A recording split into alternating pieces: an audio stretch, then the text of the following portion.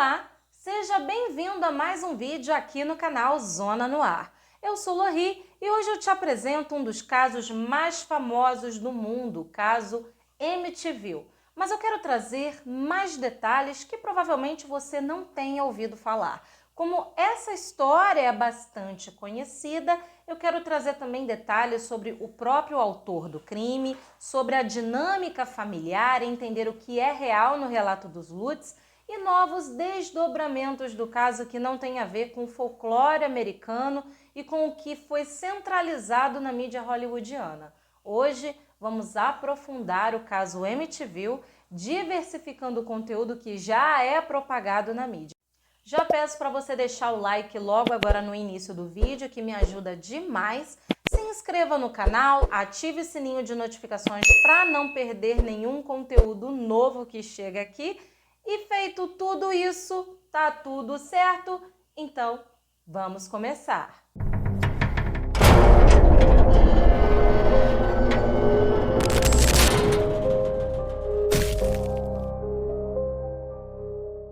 Este material reúne relatos baseados em diferentes fontes da internet, jornais e registros históricos.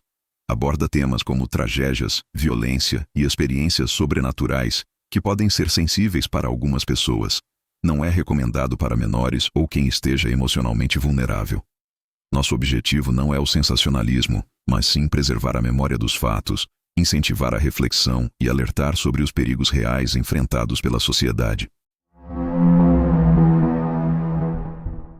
Na madrugada de 13 de novembro de 1974, a tranquilidade da pequena comunidade de Amityville, em Long Island, foi abalada por uma tragédia que até hoje ecoa na cultura popular. Na casa de número 112 da Ocean Avenue, 6 membros da família DeFeo foram assassinados brutalmente. O autor, o próprio filho mais velho, Ronald Joseph DeFeo Jr., então com apenas 23 anos. A casa era uma residência construída na década de 20, com piscina, um pequeno cais e uma estátua de São José com o menino Jesus no jardim da frente. As grandes janelas laterais da casa pareciam 2 olhos observando quem passasse. No segundo andar, os pais dormiam no quarto principal. No corredor, os filhos mais novos descansavam. O quarto da irmã mais nova estava decorado com flores rosas e amarelas, e uma pequena televisão descansava sobre a cômoda. Mais adiante, o quarto da irmã mais velha tinha um macaquinho de brinquedo em uma cadeira, próximo à janela que dava para o quintal. Do lado de fora, um cartaz sobre o caminho da entrada dizia High Hopes, Grandes Esperanças em português. Naquela noite, porém, apenas 6 membros de uma família adormecida, 8 tiros e um cachorro uivando marcaram o fim de uma vida normal. Mas quem era Ronald DeFeo Jr.? O que pode tê-lo levado a cometer tal atrocidade? Ronald DeFeo Jr., conhecido como Butch, que significa durão ou brabo em português, nasceu em 26 de setembro de 1951, em Brooklyn, Nova York, em uma família de classe média alta. Como o mais velho de 5 filhos, foi criado em um lar onde seu pai, Ronald Sr., era um vendedor de carros bem-sucedido. Apesar do conforto proporcionado pela estabilidade financeira da família, a infância de DeFeo Jr. foi marcada por turbulência emocional. Ronald Sr., o pai, era uma figura dominante, propensa a explosões de violência, muitas vezes direcionadas a Butch. Na escola também não era fácil. Quando criança, ele era acima do peso e tímido, e outras crianças frequentemente o atormentavam. Ao entrar na adolescência, suas dificuldades se intensificaram. Butch foi se tornando cada vez mais agressivo, começou a revidar, tanto contra o pai quanto contra os colegas, e os pais passaram a levá-lo a um psicólogo.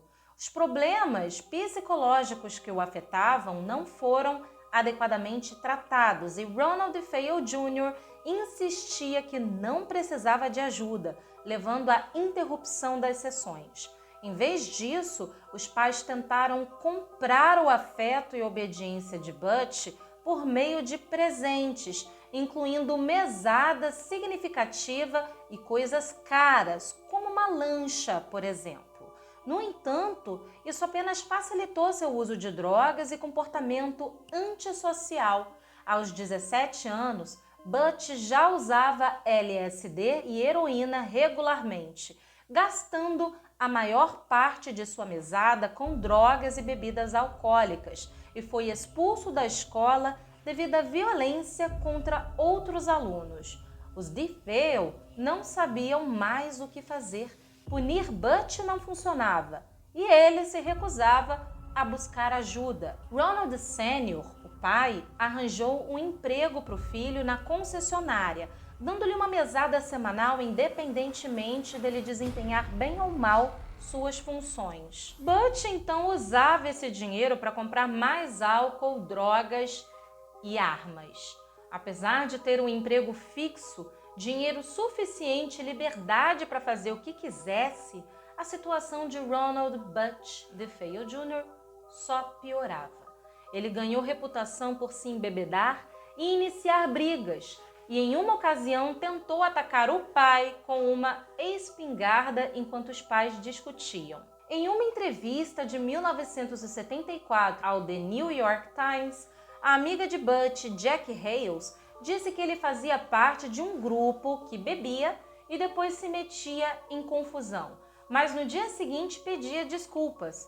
Pouco antes dos assassinatos, Hales contou que DeFeo havia quebrado um taco de sinuca ao meio porque estava com raiva. Ainda assim, a maioria das pessoas que conhecia os DeFeo os considerava uma família normal e agradável. Externamente, eles eram gentis e religiosos, realizando orações em círculo aos domingos pela manhã, conforme lembrou um amigo da família. DeFeo, conhecido como Butch, o Durão, teve uma relação tumultuada com o seu pai, marcada por boa parte de sua juventude problemática. Ronald Sr., o pai, era uma figura dominadora, frequentemente envolvendo a família em discussões acaloradas e abuso emocional, especialmente direcionado a Butch. Seu pai tinha altas expectativas para o seu filho mais velho e fazia questão de demonstrar raiva e decepção sempre que ele não atendia a essas expectativas. A pressão constante das expectativas somada à turbulência emocional em casa resultou em explosões de violência por parte de DeFeo Jr., o Butch. O relacionamento se tornou cada vez mais tenso, culminando em um incidente durante uma discussão familiar, quando DeFeo tentou atirar no pai com uma espingarda que falhou, evidenciando a escalada do conflito e antecipando a violência extrema que ocorreria mais tarde. Ao chegar à idade adulta, os conflitos com o pai assumiram um tom ainda mais sério.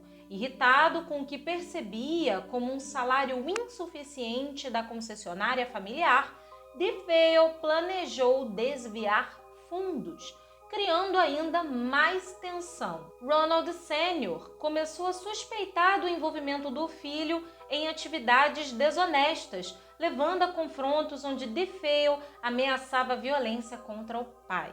A relação conturbada entre pai e filho evidenciava a disfunção familiar e preparava o cenário para a tragédia inimaginável que se seguiria.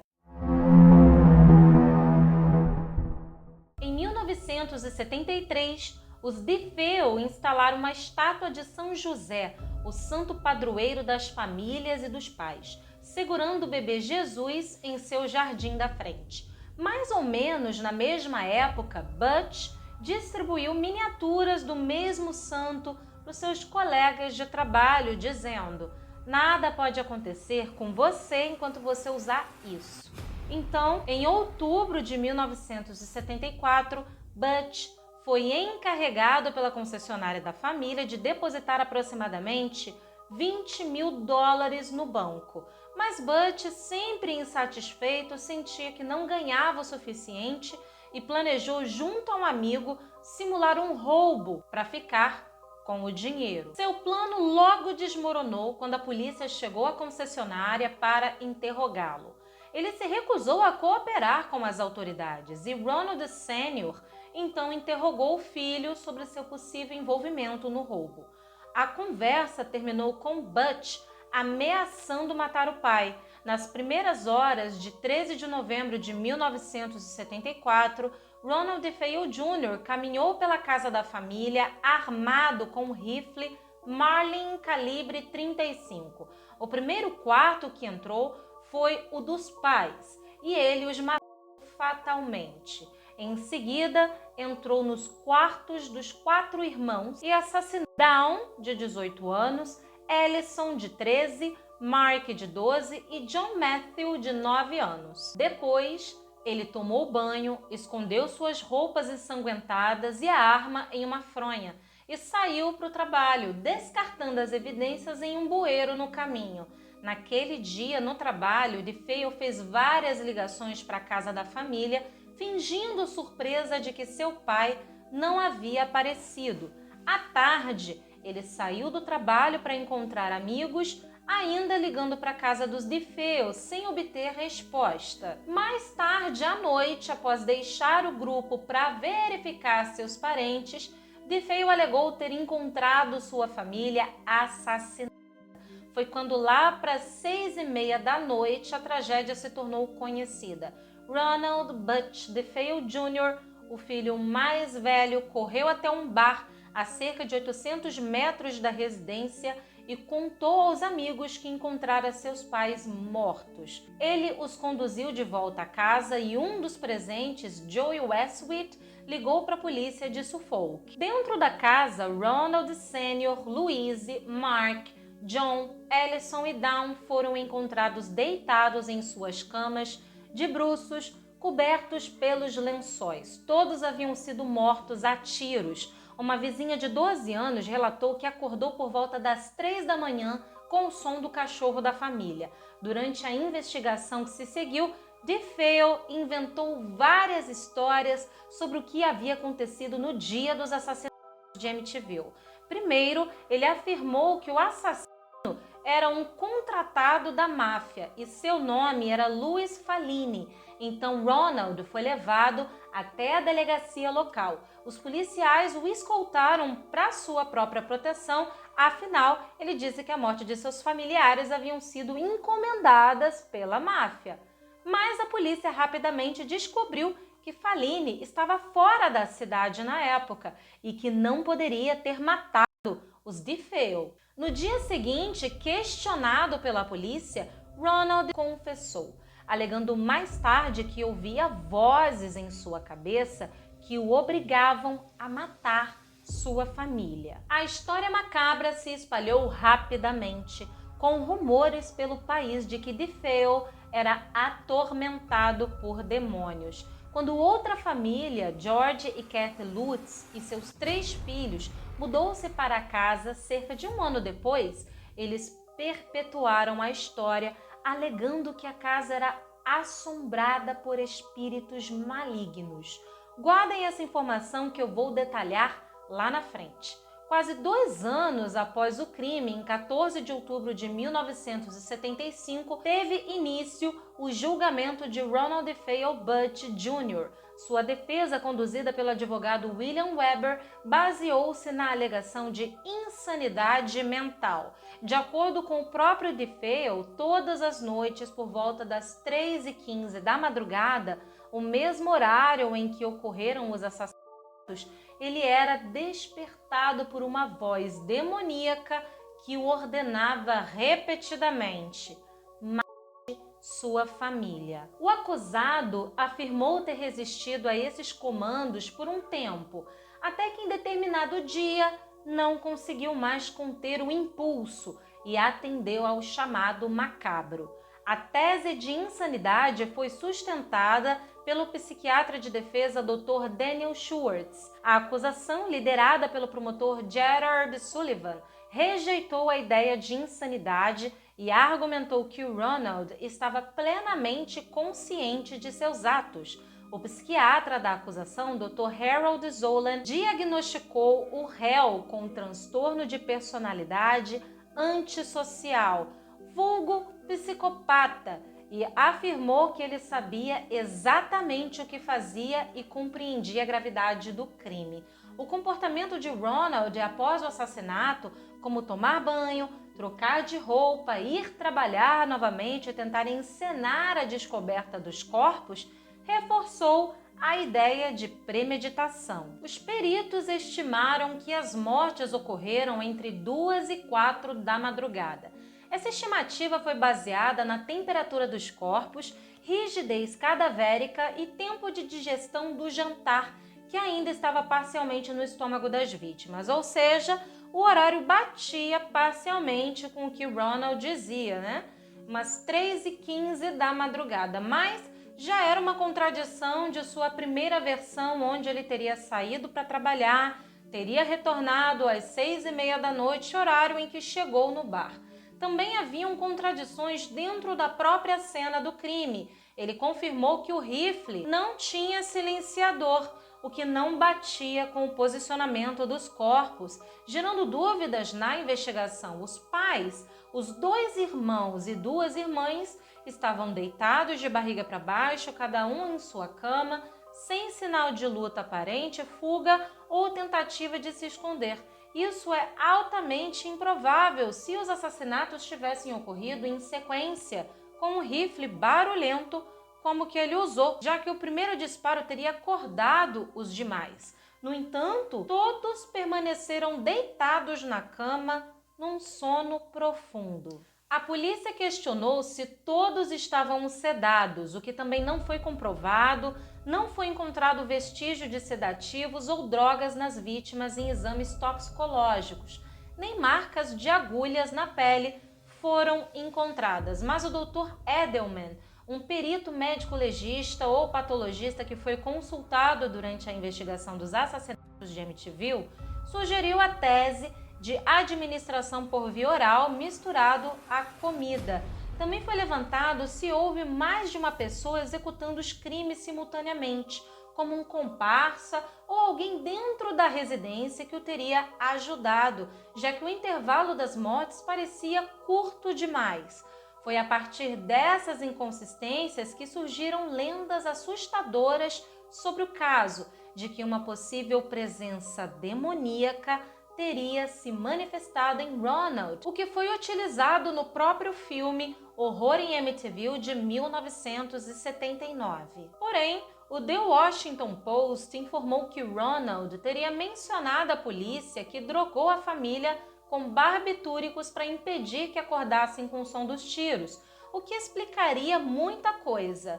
A polícia encontrou o rifle em um riacho próximo e descobriu-se que DeFeo Jr. havia limpado os cartuchos do local do crime. Não se sabe se ele passou essa informação anos depois, já que ele deu inúmeras versões diferentes à polícia e em entrevistas à imprensa, ou se a informação foi abafada para promover sensacionalismo, já que o filme seria uma grande promessa do terror, já que a história levantou diversos mitos e mexeu com o imaginário popular. Em 21 de novembro de 1975, o júri declarou Ronald DeFeo Jr.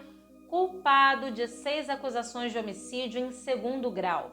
O juiz Thomas Stark o sentenciou a 6 penas consecutivas de prisão perpétua, equivalente a 150 anos de prisão a serem cumpridos na Green Haven Correctional Facility, em Beekman, Nova York. Durante as décadas seguintes, enquanto preso, Ronald alegou mais uma versão do crime, de que a Dawn havia participado dos assassinatos. Mais tarde, ele ainda apresentou mais uma outra versão, afirmando que ela teria sido a verdadeira responsável pelos assassinatos da família e que ele só teria matado a irmã Dawn para se defender. Essa versão foi contada em 1992 em uma entrevista à imprensa, quando ele explicou que havia inventado histórias de vozes em sua cabeça sob orientação de seu advogado, William Weber, para tornar a história mais atraente para livros e filmes. Ele alegou que a narrativa da irmã como culpada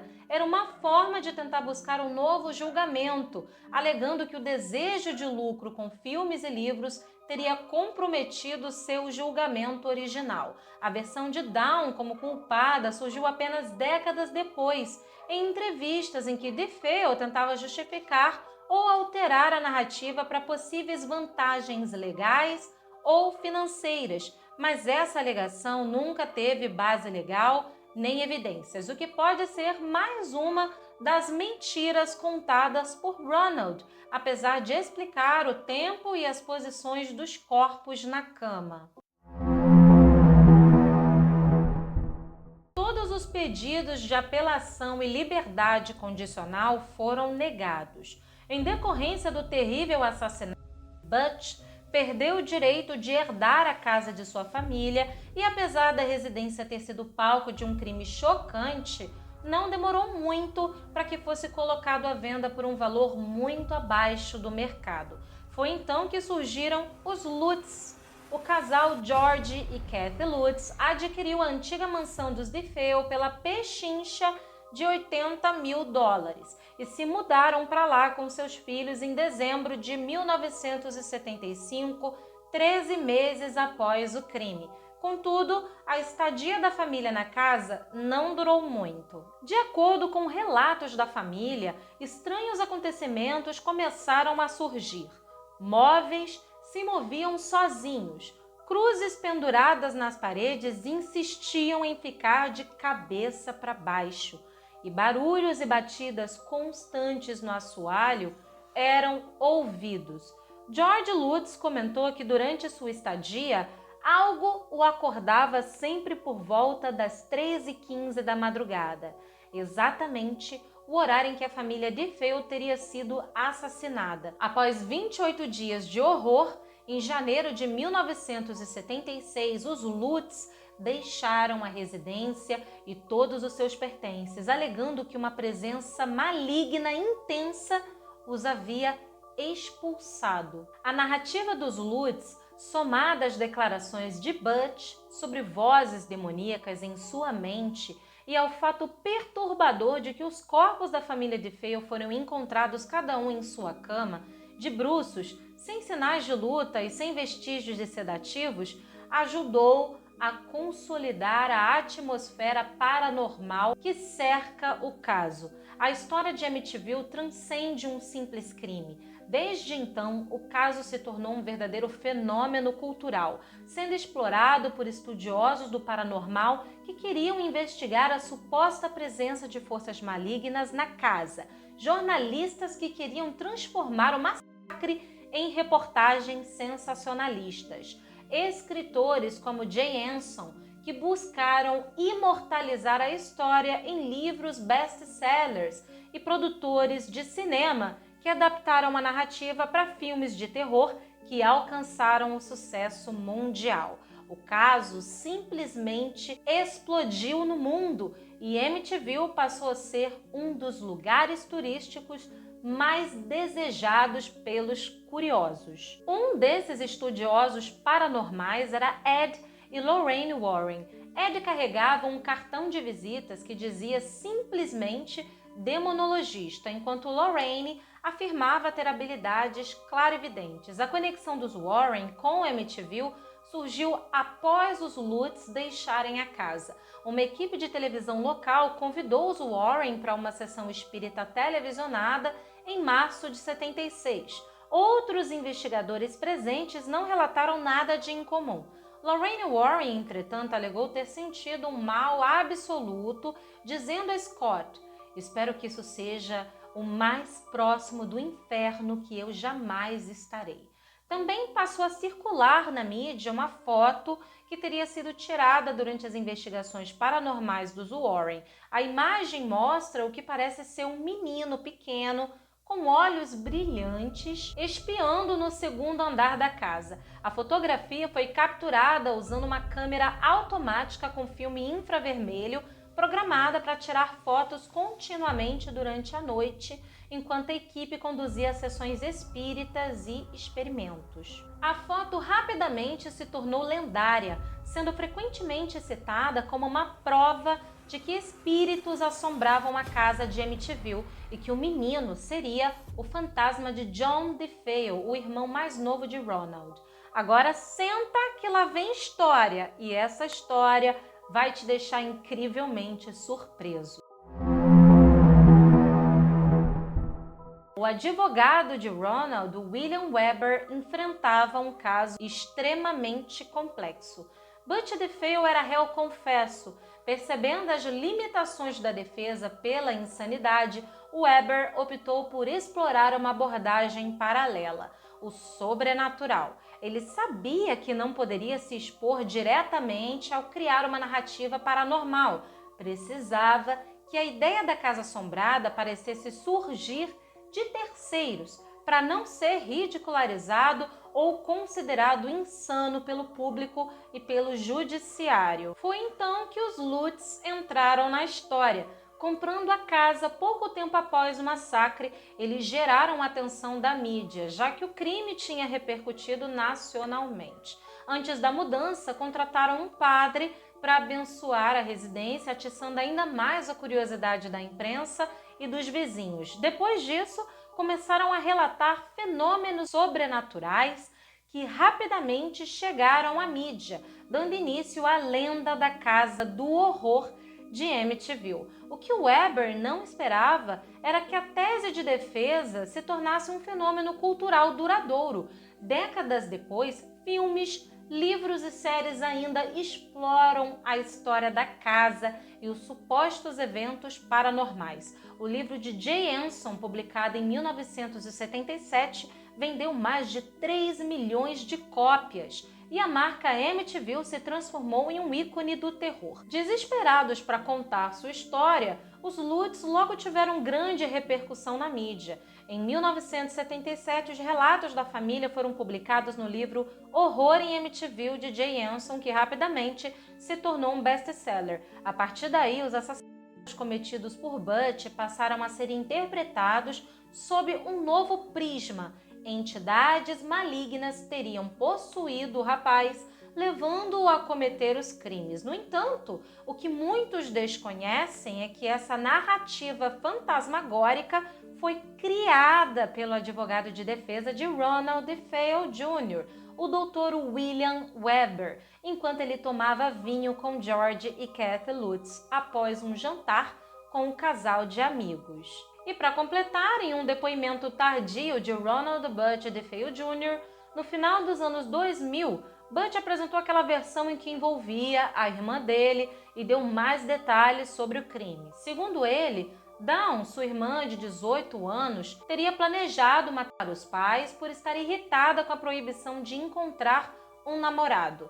Na véspera do crime, sob efeito de LSD e heroína, Dawn e Butch teriam se reunido com 2 amigos no porão, e a ideia inicial era apenas matar os pais e levar os irmãos à casa dos avós.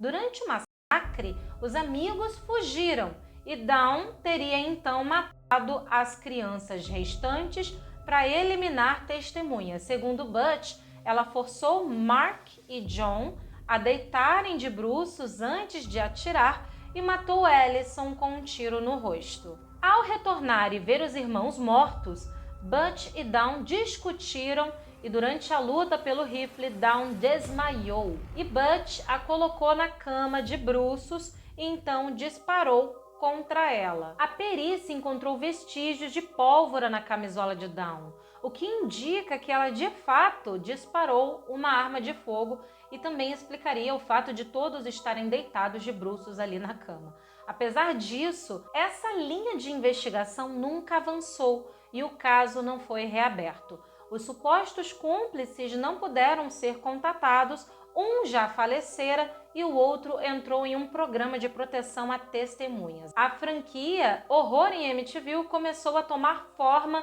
em março de 76, quando William Weber, advogado de Butch DeFeo, estreitou relações com os Lutz.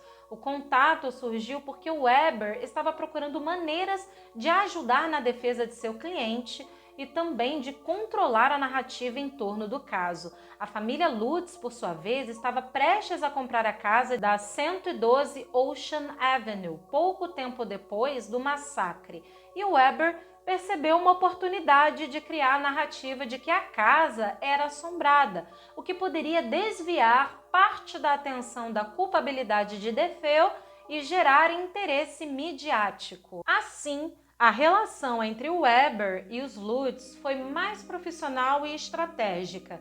Ele orientou e influenciou a forma como eles apresentariam supostos fenômenos paranormais para a mídia, enquanto os Lutz se beneficiariam da fama do livro e do acompanhamento do advogado experiente em um caso de grande repercussão. Ele enviou um contrato do livro para os Lutz, prevendo a criação de uma empresa chamada Hoffman Weber Burton and Mars Corporation, a HWBM. Segundo o acordo, os Lutz receberiam 12% das ações cada, assim como Weber, Mars e Burton, enquanto Paul Hoffman, como escritor, ficaria com a maior parte, com 40%.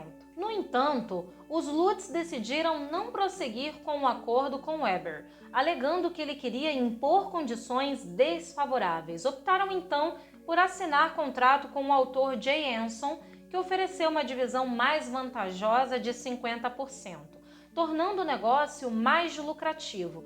Mesmo assim, Hoffman publicou 2 artigos sobre as experiências dos Lutz. Ambos os textos eram praticamente idênticos e baseados nas experiências que os Lutz, Weber e Hoffman haviam desenvolvido juntos em janeiro de 1976. Quando o julgamento começou, o juiz Weinstein, conhecido por sua postura rígida, rejeitou a maior parte do processo dos Lutz, permitindo que a contração dos réus continuasse. O juiz afirmou que o livro era, em grande parte, uma obra de ficção, baseada nos comentários do Sr. Weber. Na edição de 17 de setembro de 79, da revista People, Weber admitiu que o livro era uma farsa e que a história de terror havia sido criada depois de muitas garrafas de vinho. O juiz Weinstein também levantou questões éticas sobre a conduta de Weber, sugerindo que o caso fosse encaminhado à Ordem dos Advogados de Nova York.